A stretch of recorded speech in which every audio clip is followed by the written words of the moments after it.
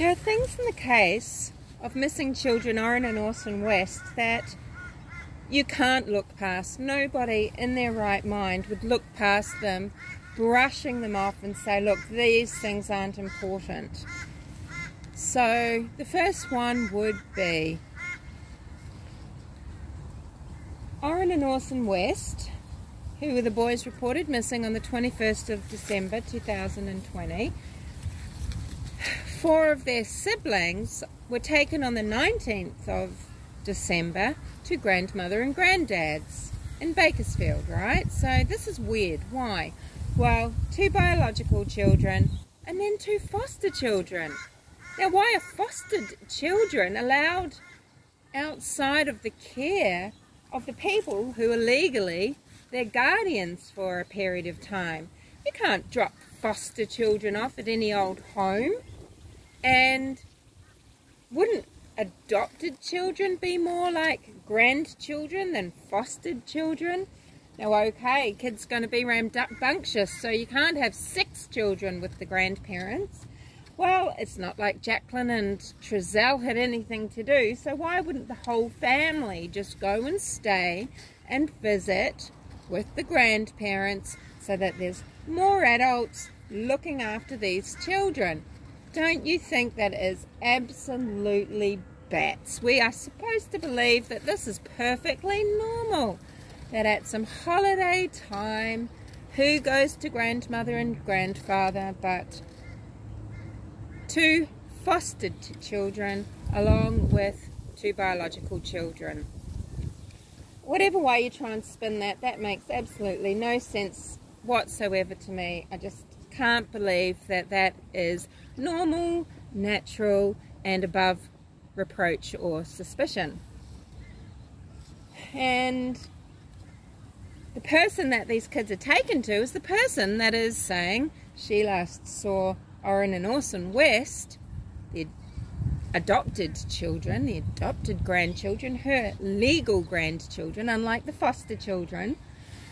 She last saw them, was it December 2019? Now, Chief, in the interview that lots of people are liking to quote, he's very careful with his words. Okay, he does admit that people outside of the family may have seen the children as well, not just Grandmother West sometime a year ago. But it's actually true that this could be people that aren't related to the family in any way that saw the children at the same family gathering, at the same community gathering as Wanda West did back in, was it December 2019, okay? There's no actual proof of Orrin and Orson West being the children seen. They haven't been identified. It's just that there were some children. So some children could be fostered children, could be biological children. Nobody knows because they're unidentified. The chief, you know, he was careful to say, he said, well, at Cal City, you know, where they were digging up, they dug up the whole yard because there were piles of dirt. They wanted to make sure the kids weren't there, and that's pretty obvious. But he said, no, there was no scent of the boys outside the home. Now, the interviewer annoyed me because he didn't say, well, what about inside the home? What did you find inside the home? How did you determine that the boys had been inside that Cal City house? Had they? He didn't ask that, unfortunately. And the chief has been very clever with his words. He has to be. And the other thing I don't think a sane, rational, logical person can get past is the fact that 2 biological children as well as fostered children were taken from this family the day after Orrin and Orson West were reported missing. Now, if this happens, and the chief explains this happens when there's fear that children have been abused or could come to harm. It's done because they might not be safe. It's not done for some sort of just ridiculous logistical nightmare of a protocol. No, it's not a procedure. It's not a general rule. It's done when children could be in danger. The police aren't sure that the children will be safe. They remove the children. It's as simple as that. It's not any more complicated than that. And how anyone can get past these things, I don't know. Now, I do not know what's happened to the boys, and I don't know who's responsible. I mean, are the West grandparents complicit in some way, because they are taking these 4 children at this time for this whole thing to then play out? I mean, I don't know. I would like to know if somebody in America, I know there's a few people that do view my videos on occasion, that work in America, and they work in child services, and they work in various government departments. If you do know, is that legal for when you foster children in America? Wouldn't you have to be responsible for them at all times directly? Surely you can't just get, even if it's an uncle, an auntie, I mean your own sister, your cousin, your own mother, surely you cannot leave these children, these fostered children, with other people. I'm not sure that makes sense to me. Why wouldn't it be the adopted children? Because they're legally the West's, so they'd be legally, you know, the West grandparents' grandchildren. How can fostered children just be dropped off at someone's house 60 kilometers away for a visit, for a nice family visit, but you're going to exclude these 2 little adopted boys? And if they're rambunctious, well, you know, couldn't you just stay with the grandparents and all be together, enjoying family time together? And then you are the adults there to supervise not only the foster children that you are the guardians of, that you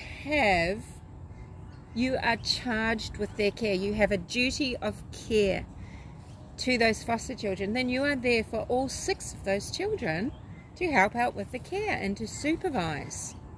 But no, this very weird, queer, ridiculous situation is contrived, and we're all supposed to just take the bait, swallow it, believe it, hook, line and sinker, as if, no, nothing weird about this, nothing to see here. Well, that is bonkers.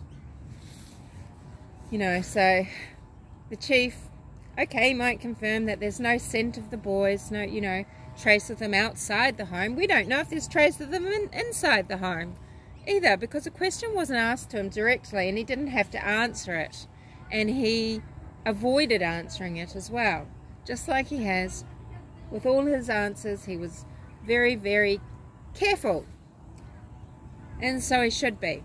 So to me, it seems like from that interview we can also extrapolate that Trezell and Jacqueline West were asked to submit to a lie detector test, which would be a polygraph test. I don't blame anyone for saying no to that, but you know, I think if they'd said yes and if they'd passed, we would know about it. They've obviously said no, and because if they said yes and they failed, surely they'd be named as suspects, person of interest. They wouldn't just be interviewed, they'd probably be arrested and interrogated, or I'm not sure, but something would proceed. The public would have to be aware, I think.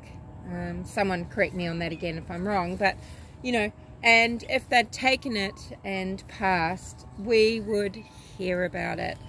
The other thing that I find very, very off, wrong, false, ringing alarm bells is the fact that there aren't pictures being published just to put things at rest, you know, to make people feel a lot safer, to make people feel like, okay, geez, you know, we need to back off here. Because I know people are getting, you know, forcefully pursued, I guess, you know.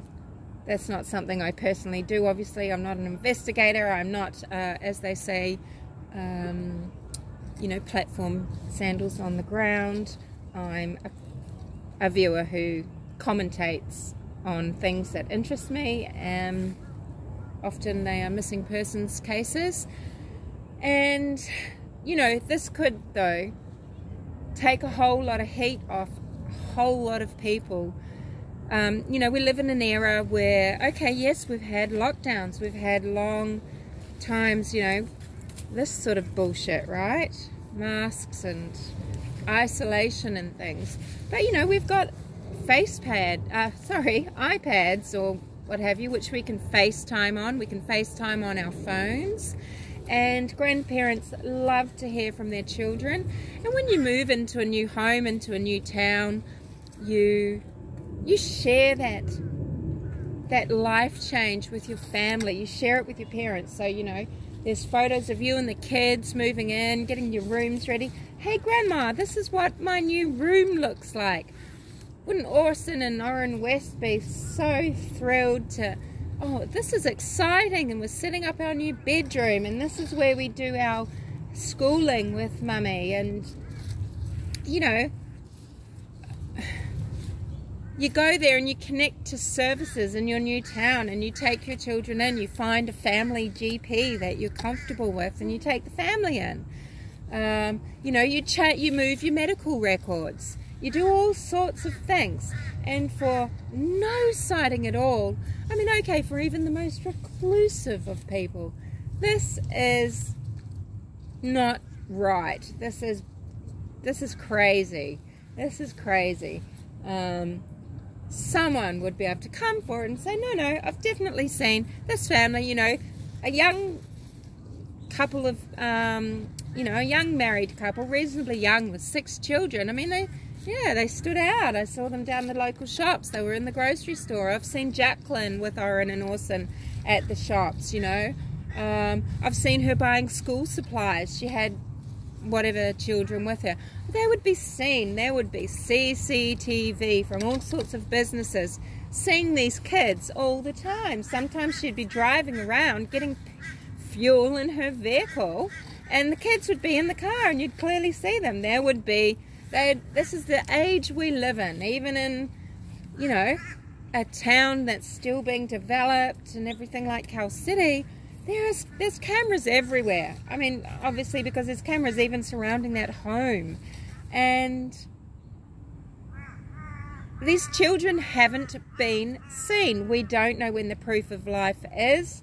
It could be a year old. And that's if, you know, Grandmother West and whom else outside of the family who might have seen them on the same date, mind you, it's as long as they're not lying.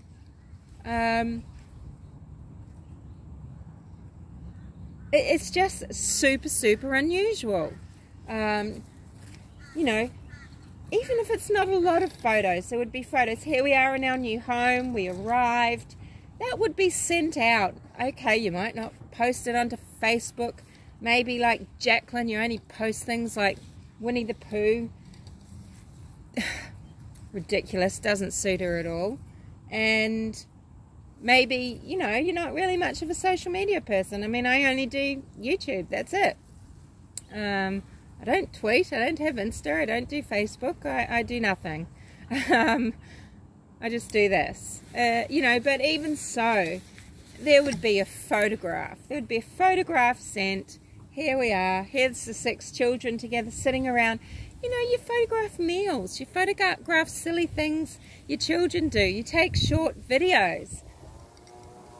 You know, I've got photos every month or every week from nieces, nephews, just things they've been doing. Through lockdown, little videos they made to stop them going crazy in lockdown. Videos of them going crazy in lockdown because of lockdown. You know, it's just natural. It's natural. It's normal. And moving home is a big thing. Buying your first home, that would have been a big thing. It would have been exciting. You document it. You document how you've got the home set up. Sorry, I'm just going on a rant, but these things are the things I can't get it out of my mind. And any number of people should be able to go, no, look, look how cutely Jacqueline had dressed these boys on this day. Look at them, they're so cold and they're in their big old hand-me-down jumpers that are too big for them. It's just so adorable. And she sent this to me, you know, even if they could say December the 15th or something, you know, where is proof that they are in Cal City? Surely since they moved there would be a photo saying, here's our family in our new home. I can't believe there is none. Now the police have given electronic devices back to them, I believe only their phones. Maybe they were able to say, hey, these are new phones, they really don't have much on them, they're only a week old. Maybe they got new phones, you know. So maybe they only have some sort of data otherwise. But, you know, if you're using Gmail or anything like that, everything is backed up to Google. And surely the cops can check Google. What has uploaded automatically to Google that they can access, showing proof of life of these boys?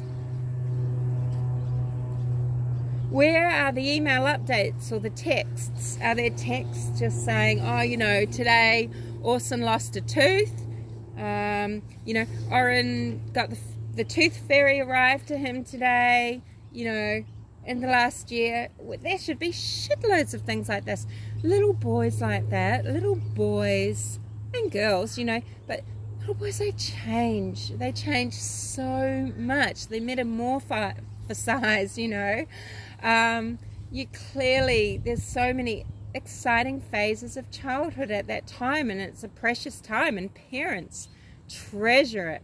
From, you know, from crawling baby to someone, you know, able to stand, and then from a child that can start to walk and run to a child that suddenly doesn't look like a toddler anymore. You know, they look like more like a little different little person, you know. You know, in between 3 and 4 there's great changes, and between 4 and, you know, onwards. So, you know, these are precious times that parents document. Now, okay, if there is absolutely zero of any of the other children as well, I would say, well, that's suspicious on some hand. If it's stopped all at once, all 4 of them all at once, all 6 of them all at once, at the same time as there's nothing more as Orson and Orrin, because it might say to me, to my suspicious mind, oh, well, we can't just take photos of those kids and not these kids. We'd better take photos of 0 kids, you know. I don't know. I mean, how prolific were they before that? How many photos? Even if there's 1 photo a month of Orrin and Orson in the first year that they were with the Wests, that's 12 photos. Why don't we have 12 photos now? Or if not more, because of isolation. People that I know in isolation, things like that have gone up, not down. Anyway, I'm repeating myself nearly, probably, I'm not sure. I'm just stopped here in this park. It was raining, so I'm under a tree. And I just wanted to get those things off my chest about missing boys Orrin and Orson West, you know. Sincere and Classic, as they were formerly known as.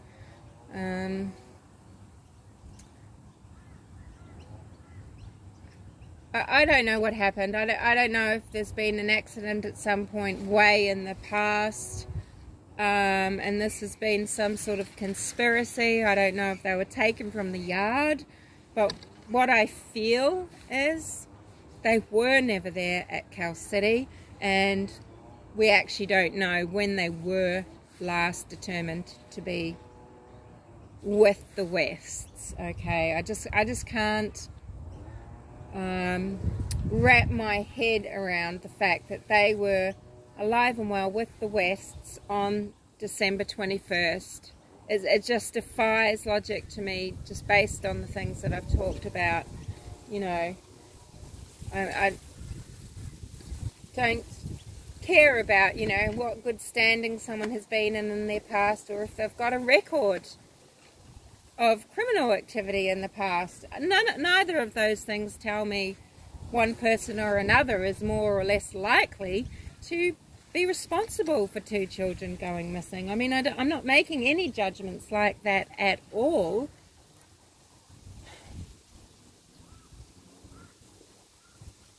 But I just can't believe what Jacqueline and Trezelle West are wanting to tell us. And then we've got Wanda West and her statement all about herself. I would love Peter Hyatt to analyze Wanda West's statement, and I can tell you what she would, what he would say about a lot of it, but I won't, because I'm not the expert and I don't have statement analysis qualifications. But I could make a video breaking that down in the style of using references to things that Peter Hyatt has said, and I could do that. But, it's kind of not the kind of channel that I am. I'm just someone that shoots her mouth off, really, with my, with just my opinion, with the way that things strike me. Yeah, so totally sus about what's happened to these boys. I truly hope they're alive. I don't know if they have been trafficked, if there was a dreadful accident, if it was just an accident with them overheating in a car and they haven't known what to do, or if family members other than Jacqueline and Trezelle even know what's happened. I have no idea. I would hope that they're alive.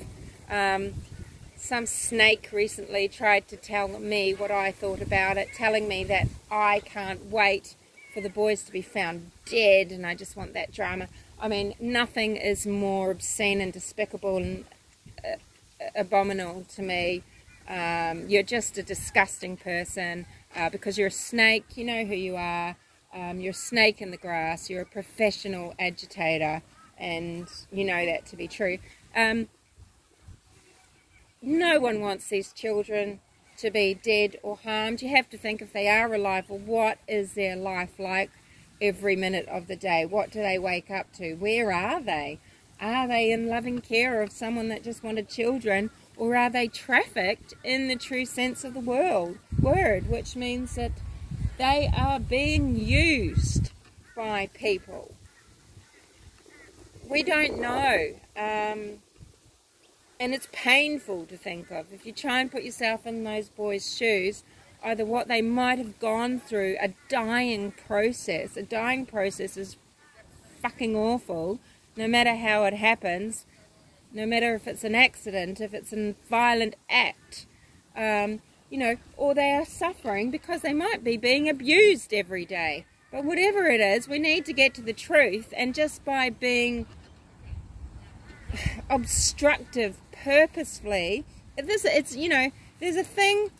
difference between the devil's advocate and just really searching for the truth and looking at what is in front of your eyes. I think that it's just my opinion, but the things that I've spoken about in this video, I believe that these are clear facts. These are clear pointers to what the situation might really be. And I would like to think otherwise. I mean, it's a dreadful thing to think that they were taken on 21st of December from Cal City. Who could do such a thing? Could be for various reasons. It could be because someone coveted the boys. It could be because they were spirited away because someone doesn't want the Wests to have them. It could be by someone who thought that maybe they weren't in a good situation with the Wests and they think they're doing the right thing. It could have been a nasty kidnapper, a trafficker. It could be someone that's targeted these boys, someone that maybe was following this family once they moved to Cal City. It could be someone that knew they moved there and knew they had moved into a more isolated spot where they were separated from family. They didn't have their support systems and knew that maybe they are, more vulnerable, and it was a good time to strike. I mean, sure. And I would rather believe something along the lines of these boys have been alive loved and well up until the 21st of December, and now someone may just have them and the Wests are going to get them back. I would like to think that. And don't you think the world would like to think that? And don't you think that anybody who can let the world see that those boys were alive on 21st of December in that Cal City home, they would immediately let you know. It is as simple as a photo. It's as simple as a photo from Jacqueline, from Giselle, from Wanda West, from her husband, from anybody in the family, any friends group. It's a simple matter of a doctor, another service provider, the local librarian, the Plunkett nurse, whomever, coming forward. It's a simple matter of a business, perhaps a supermarket, perhaps a hardware store, anywhere, a gas station. It's a simple matter of someone coming forward with footage. Now, the chief couldn't say, yes, we have identified someone that has given a positive ID on Orrin and Orson West in California City. He can't say that. And there would be someone, their investigation has been circling out from that home in Cal City. As he said, that's what they've done, you know, started inside the home, then the yard, then gone further out. Then they would be going to places that have shown up as data on the phones, perhaps, so gas stations that they frequented. They haven't been able to confirm that these children were seen anywhere like that. Don't you find that absolutely unbelievable? Don't you? I do. I find it absolutely unbelievable. So therefore, to me, I would like to believe that they were there and alive and happy and loved on the 21st of December and all the days leading up to that date. There's no proof of that as far as I'm concerned. There's absolutely proof.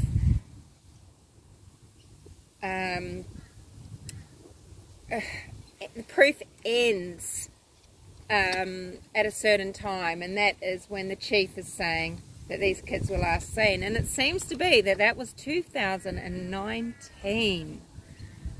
Wow. I mean, isn't that just wow?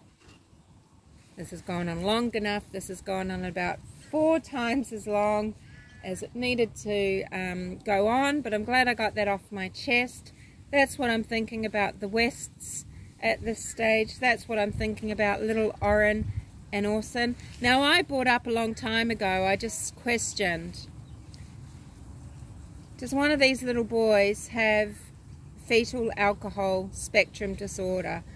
And I asked this because of his facial features and that he might be rambunctious type child, you know. And this is a special needs child that needs extra supports, and a loving mother, a mother capable of caring for a special needs child that she has been allowed to adopt, well, she would be seeking out support because you need it. And he needs certain parenting techniques. They would need certain support from services in the community just for that. Now, I don't know if this is true, but we've since I made that video, Catherine then covered it and left undone, and I think someone else may now be talking about it, and someone uncovered that is it Ryan Dean, the biological mother, she has spoken about drinking alcohol during pregnancy. So this is the cause of FASD. So the cause exists. She says she drank through both pregnancies. She was getting drunk, not just drinking, but getting drunk, having a good time. And that is the sole cause of fetal alcohol spectrum disorder. And it is a spectrum disorder, so children are affected differently. But you know, the facial features that you can look at is the flatness above that top lip, the widely spaced eyes but the small eyes, the flat bridge of the nose sort of thing. I mean, there's just various facial features. And then there are behaviours. And you know, it's like I say, I think Kadisha Bishop had FASD. She's a murderess as far as I'm concerned, but I think, you know, she's a severe case, and people can get violent when they have this. It's not necessarily so though, and with support and love, people with FASD are just like everybody else in the community. They are people living with a condition. They are human beings.